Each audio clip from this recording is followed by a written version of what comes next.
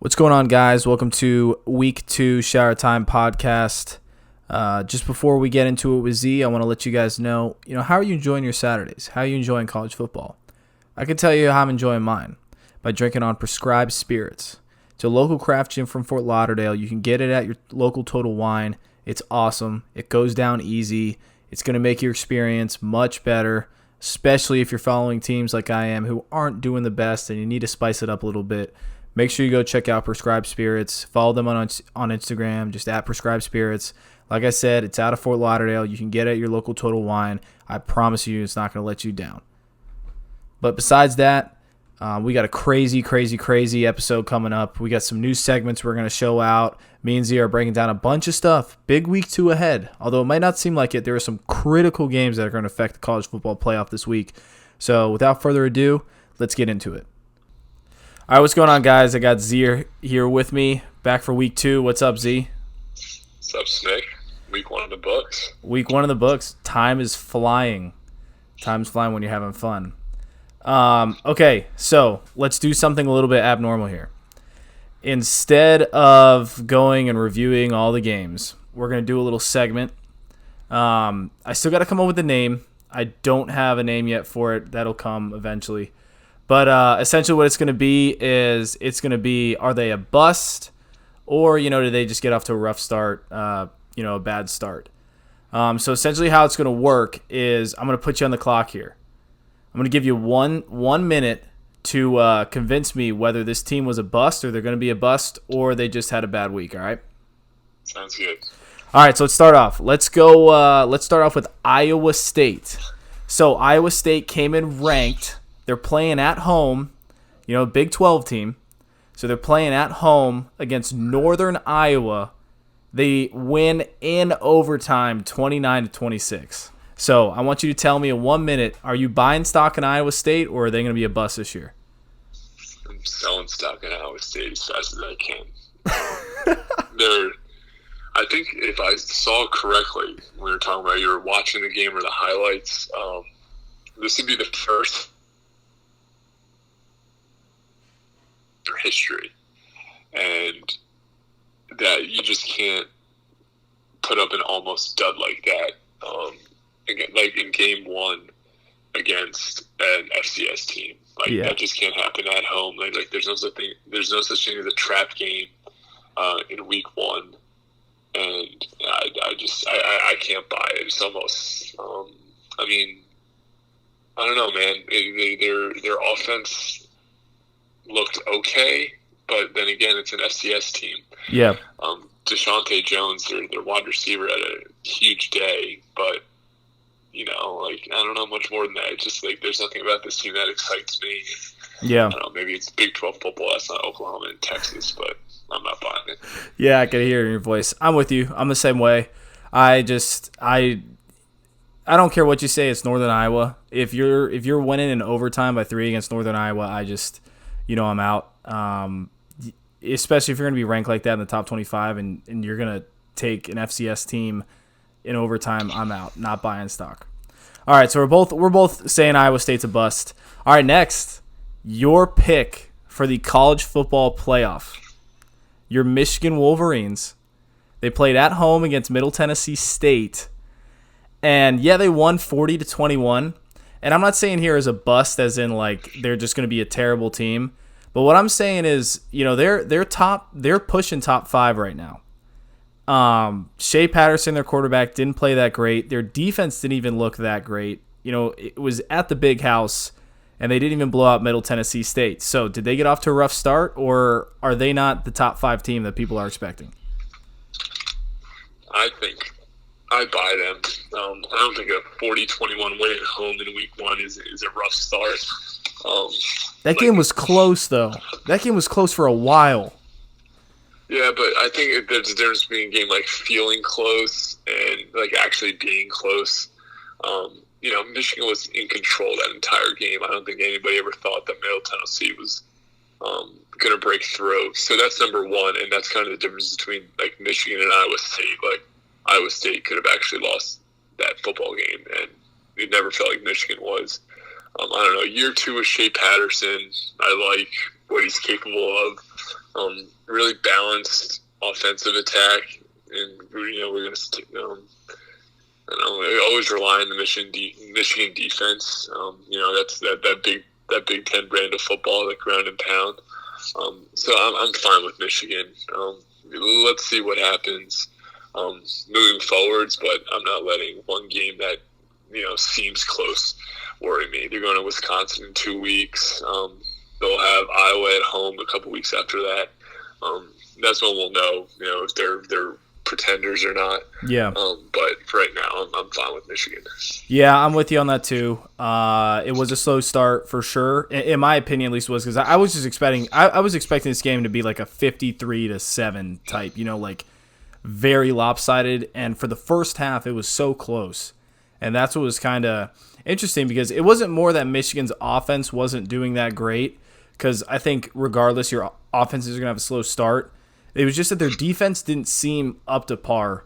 But, they got Army next week, or I should say this week. So you're right. Until they go to Wisconsin, we'll really see something. But I agree with you. I'd still buy stock in Michigan for now. All right, next team. SEC. By the way, SEC had a terrible weekend. But that's besides the point. So you have Missouri, who lost to Wyoming. You have Kelly Bryant coming in. A lot of hype around Missouri. Yeah, they have that bowl ban, which could affect it. But regardless, a lot of people had Missouri picked to be like 8-0. I mean, if you're looking at their schedule, they could have easily gone 8-0 before playing somebody. And they go off the bat losing to Wyoming. So is Missouri just going to be a bust this year, or was this just, a fluke?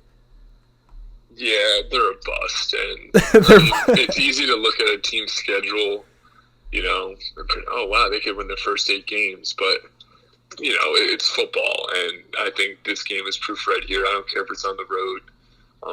The fighting Josh Allen's up in Wyoming. The fighting Josh Allen. Still Wyoming, and like this one, like that's a loss that stings. You like Kelly Bryant being able to play well, but I mean. That team lost a lot of weapons last year. Drew Lock, the quarterback, graduated a lot of talent at wide receiver. Yeah. So, it's just kind of in a quasi rebuilding mode, but kind of similar to Iowa State. Like nothing about this team really excites me, and then them losing to Wyoming just kind of confirms that. It's almost like there's a no coming back from this. Yeah. Like, how high is somebody ranked when you have a loss to Wyoming on your schedule? So yeah, and I don't want to use the bowl ban as an excuse, but it's tough to know that your season is essentially going to go nowhere regardless because of that bowl ban. So it's tough. I'm not going to sell Missouri. I'm not going to say that they're a bust yet because I think that they're going to show up in games. In big games. I don't see Missouri as a team that's going to flourish in the top 25, but because I just feel like they have no motivation on their team. But when they play Georgia, when they play Florida, I'm going to keep an eye on that because that's really their college football playoff are those games because they don't have the bowl. So I'm not gonna bust on them yet because Kelly Bryant played well, but still that was a terrible showing for the SEC, especially when the SEC is really trying to dominate as the best conference. But, all right, next, Florida State. My gosh. I don't know what's going on with this program, but I watched this game. So I watched this game fully, and they start off, and Florida State's offense looks incredible. They're moving the ball. They look like a totally new team because they got the new OC. And then the second half comes along, and Boise State starts making a comeback. The game's not even over. It's close, and the stadium is like a quarter filled. So their fan base literally has no hope in them. They lose to Boise State. So is Florida State going to be, an 8-4 team at least, or are you going to have them sub 500 again? I don't know. It's tough because it's a home game, and you never want to lose a game like that. They were up by like 17. I know. And it's like getting shut out in the second half. Like, how does that happen? Especially the explosion they had in the first half. James Blackman played well. Cam Akers, I mean, he's He's a top stud. 5 running back in the ACC. Yeah. But that's really about it. And at least it's Boise State, though. And I'm also not saying Boise State's a bunch of world beaters, but they're a program with a little bit of pedigree. So I'm not going to sell Florida State just yet. Willie Taggart's got to get them going now. Like this is kind of it's getting close to where you're like, oh boy, like this is not good, because they're going to be at Clemson coming up. They got Syracuse coming in at the end of October. They're always finishing at UF. So and even Virginia this year, like they're playing at Virginia, and that's that feels like it should be a gimme, but Virginia's a hell of a team this year. So they'll get reset next weekend at home, which was supposed to be, I guess, their home opener. And then, I don't know, we'll take it from there with Virginia and then Louisville. Yeah, I'm on the opposite here. I'm major bust on Florida State with the fact that I think Taggart's terrible. And the fact that you go into half with such a large lead and make zero changes whatsoever, and they got blown out that second half on all aspects. And Florida State, with the athletes they have, are night and day between them and Boise State athletes. And Boise State had a true freshman quarterback playing his first game, and it's a shame where that program is. Like I said, the fan base was gone. I mean, by the time Florida State was driving on the last possession to potentially win the game, there had to be like 5,000 people in that stadium. It was a joke. So no one believes in them. I think Taggart's destroying the program. I think Florida State this year, like you said, I think at Virginia's an L. At Clemson, obviously an L. Florida's a loss. Even NC State. I'm just looking at Miami, at Boston Syracuse. College, Syracuse. I don't see them going 500. That's also true too. I don't see them going That's 500. a good way of looking at it. I don't see them going 500, and it's going to start with the coaching staff, because between Blackman, Akers, they have a couple decent wide receivers, and you have Florida State's always going to have athletes on the defense. It just looks like they just gave up. And I think they need a big culture change, and Taggart isn't the guy. So I don't see Florida State making it to 500, which I'm sorry, Noles fans, but it's going to be another year with the Gators absolutely killing you. All right, last team, and in my opinion, the most interesting, Nebraska. So you had last year, Scott Frost comes in. Nebraska has a horrendous year. But everybody uses the excuse that, a new coach, Scott Frost, they got to adapt his culture, all of his philosophies. Then their quarterback gets hurt, he's supposedly a good quarterback, so a bunch of excuses. Well, this year rolls around. He's had a whole year to develop that program, kind of get some guys, get some recruits, implement, his philosophies. They play at home against South Alabama, and till probably the last 5 minutes of the fourth quarter, South Alabama had a chance to win. So Nebraska was ranked in the top 25, which still blows my mind. The fact that a team went like they were like 4-7 last year or something, cracked the top 25 preseason. So are they going to be another bust in the Big Ten, or was this just the first game jitters? See, I don't think they'll be a bust. I think you're right in that they're probably not. That ranking, that preseason ranking, is like a hopeful ranking more than anything else. Just with Scott Frost, obviously everything he did at UCF. Adrian Martinez came in as kind of the savior. It's going to be him and Scott Frost saving the world. But I'm not gonna sell him yet. One, a terrific job by their defense, and obviously at South Alabama, which they're not, taking down Trevor Lawrence and Clemson, but I just think a dominating defensive performance. And the fact that Nebraska can win a game when Martinez is throwing like just at 50% completion rate, completions, under 200 yards, and kind of like a weird day from the offense, like nothing really to note. I think that's something. It's easier to improve an offense and start scheming differently than it is to like get better on defense, because so much of defense is just desire and being able to scout well. And if you can't do that against South Alabama, then you can't do it against anybody. So at least we saw it against them. Yeah. And maybe I'm not a buy Nebraska, but I'm not selling them just yet. I think it's really going to come down to when they play Ohio State to see where they're at, because they got Ohio State at home, and watching Ohio State, they looked impressive. I mean, they looked okay against FAU, but FAU is terrible. But that's really their first true game is on September 20th. They should be 4-0 going into that game. They should be. So that's that. Besides that, there were some other good games. Auburn, Oregon was a great game. Bo Nix. Oregon just can't finish. They can't finish.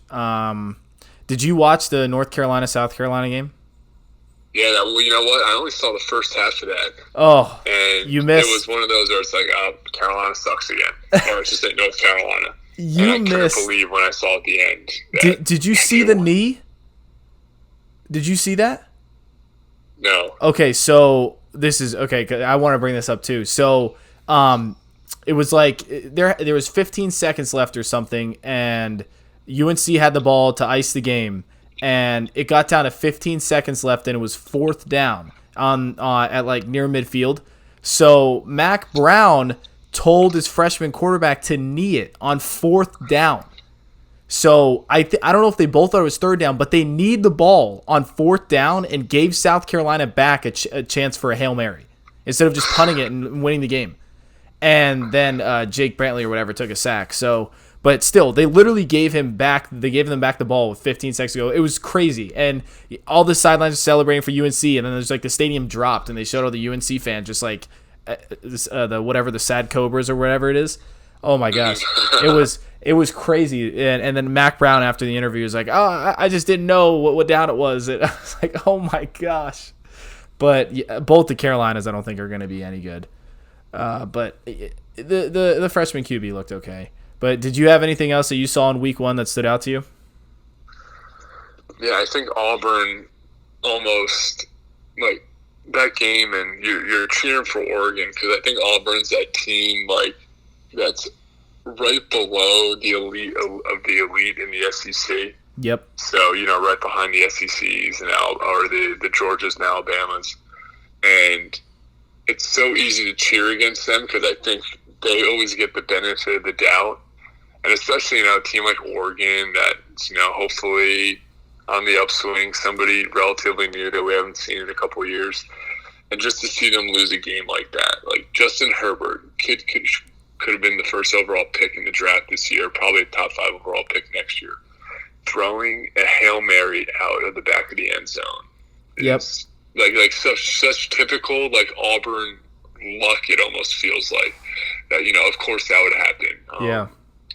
Gus Malzahn not going for 2 when they made the touch or scored the touchdown to come back when it could have been from 5 to a tie game instead of just kicking that extra point, going from 5 to 6. Or was that after they scored the touchdown? I don't know. But there were 2 obvious situations where you go for 2 and he just kicks the extra point for some reason, and it's just like a frustrating game to watch to watch Oregon lose because it's a game that like everybody wants them to win and a game that was within their grasp. Like that one just hurts. Well, with Malzahn too, what you got to look at is his play calling ability is so bad.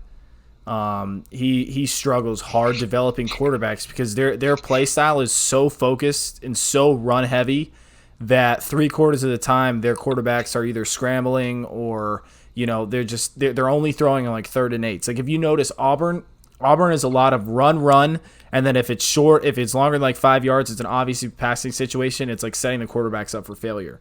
So his play calling is very bad. And he had that one year that was good, but you got to remember that's because they had Nick Marshall as their QB, who was just a freak athlete. The guy could sling it 60, 70 yards with ease and also ran like a 4.5. Like he was a freak athlete. So unless you have that type of quarterback, Auburn is going to be limited to what they can do, and that showed. I mean, an Oregon defense that's okay pretty much shut down Auburn the entire game. So when Auburn gets into the SEC, they're going to struggle because that offense, that play calling is terrible. But on the bright side, Bo Nix looks good. I thought he's fast. He is way quicker than I expected. Way quicker. Yeah, I think there's something to be said for a guy named Bo being the center of attention for Auburn. Yeah, exactly. So it almost seems prophetic in a sense. But yeah, I mean, didn't have a great game, but I mean, made the throws when he had to down the stretch. That's definitely something to be excited about. So we go to week 2 now. And the problem with week 2 is there's just not that many games. There's not that many games that catch the eye because it's when, the teams are finally wrapping up their little Cinderellas or the cupcakes before they start conference play. But we got a couple. So let's talk about a couple, and I'm going to go kind of in the order from least exciting to most exciting. So, of course, we're a Duke-heavy podcast. We're all on board for the Blue Devils making the college football playoff. So let's talk about the Devs versus North Carolina, A&T? Yes. So actually, A&T, I'm just saying that not as like a Duke fan, but just in general, A&T is projected to win their FCS or whatever. So they're not they're not a alma mater Tariq Cohen. Yeah, they're not a terrible. Yeah, shout out to the Chicago Bears. We're watching that right now. They're not a terrible opponent. But what we got here? What are we thinking for Duke? I mean, at least we know they'll win one game this year because they play A&T this weekend. Well, their defense surprised me against Alabama. You know what? And I think that first quarter was more indicative of a little rust for Alabama than it was for Duke's defense. Yeah, I agree. But what really scared me that game was the offense. And, their inability to really get anything going. Because, the defense holding them to 38 points? Or was it 35? Something around there. But our offense was... But, and not that they're saying you're going to win, but when you're holding them to 35 points, you feel like the game's going to be closer than it was. Yeah. And just unfortunately, they couldn't get anything going. And not that that's all in the Duke offense. You gave Nick Saban, 8 months to prepare for this game. So, it is what it is. They'll get their feet back under them this week against A&T, and then start hitting the ground running and getting into the meat of their ACC schedule. Are you going to be going to the game? Gotta go there. It's employee appreciation day. There you go. I do like the fact that Quentin Harris was taking a lot of deep ball shots. I think that's something that's needed. But yeah, the offense is frustrating. On the bright side, no one got hurt, so we still have Britton Brown and Deion Jackson as our running backs. But we'll see. It might be a long year for us. But all right. Next game I want to highlight, Miami, North Carolina at Miami. Manny Diaz has to win this game. I think if you're Miami, this is a must win because you get a glimpse of competing with a top 10 team in Florida on week 0. Now you're bringing in a UNC team that's coming off an all-time high with Mac Brown and that win. This is a must win. So what do you think? I don't know the spread on this game, but I got to imagine Miami's favored. What do you think here? Well, first thing I think when I think Florida UNC Miami is the beatdown last year that Miami put on UNC. Oh my gosh! And it feels like UNC hasn't had a lot of momentum in the program for a while. Even going back to when they had Trubisky, and I'll never forget Duke beating them on that Thursday night. Big ride, and that's when Duke went 4-8 that year. But they knocked them out. It just feels like there's been nothing going on for UNC football for a long time now. And this is one of those games that kind of lets people get excited because you win, especially in the fashion that you did. Big kind of neutral site game to start off the season. Nice little comeback. But they lose this week. It's almost like it's all for naught. It's like back to the same old Tar Heels. So in that sense, you're right. It'll be into Mac Brown making his official homecoming to Keenan Memorial. It'll be fun. I want to give Miami the edge, just because I feel like the type of game that they played against Florida, Florida's a better team than South Carolina by far. Yeah. And I just like the way Miami competed compared to, or I should say, I like the way Miami executed compared to what we saw at UNC. So even though all Miami's on the road, I'll take the Canes. Yeah, and that was my mistake. It is at UNC. I was thinking of last year, but it is a 8:00 night game, and I'm looking at the spread now, and it's Miami minus 4.5. So if we got to pick, because this is last week was a warm up. This is our first official week starts here. So we got Miami 4.5. I'm gonna still go Miami. I'm gonna take Miami 4.5. Yeah, I'll lay the points too. Yeah, I'm gonna take Miami 4.5. I don't know. I'm not gonna touch that over under just because both those offenses are not any good, and it could be a disaster game like that. But night game, that'll be exciting. It'll be exciting background. Bet the under. If you think they're both disasters, bet the unders. Bet the unders. Okay, here's a good one now. Now we get to the two games that are really the only thing going on Saturday. First, Clemson's hardest game of the schedule. At Clemson, 3:30, afternoon game. Texas A&M's coming to town. The line is minus 16.5. This is, if Clemson wins this, they're going to go undefeated unless they have that major upset. Texas A&M is a lot better than I think a lot of people think. Between Kellen Mond, they got a good defense. I think Clemson's going to win, but I don't see Clemson getting that 16.5. Yeah, this and the LSU game, the LSU Texas game.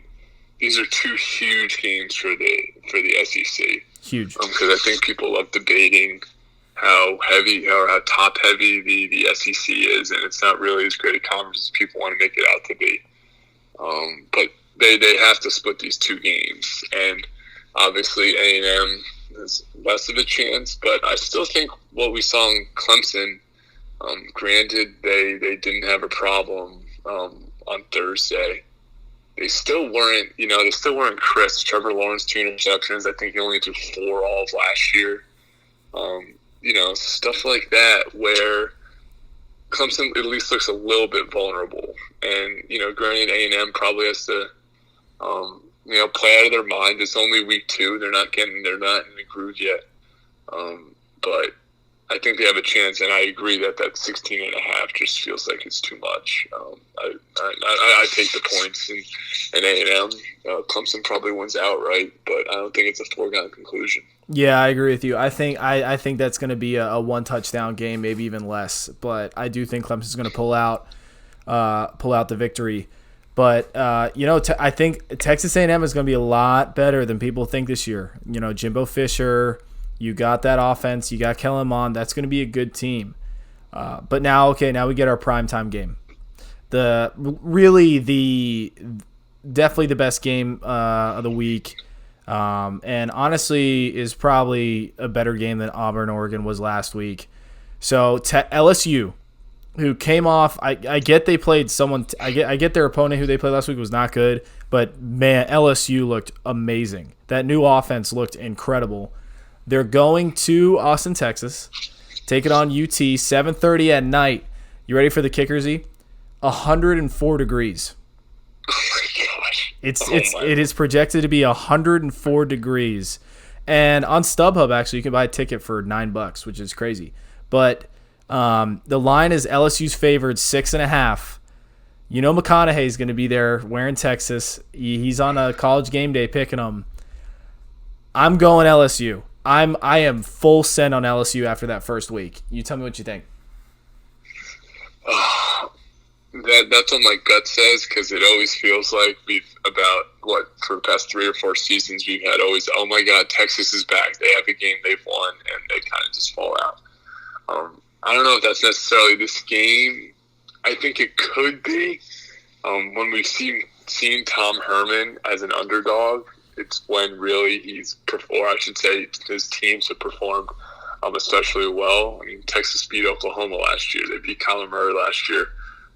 So we know they've got it in them. I kind of like Sam Ellinger. He's not a godsend, but he's shown that he could play pretty well under pressure. And there's just something about Joe Burrow, and all those LSU quarterbacks that are just so They're so yeah. Yeah, and I don't know, just going into an atmosphere like A&M, and A&M's like the kind of place that compares to Death Valley. Like that's one of those places that's not going to be. Or wait, no, we're not A&M. We're at Texas. Yeah, Arlington. I get what you're saying though. Yeah, Arlington. Austin. Sorry.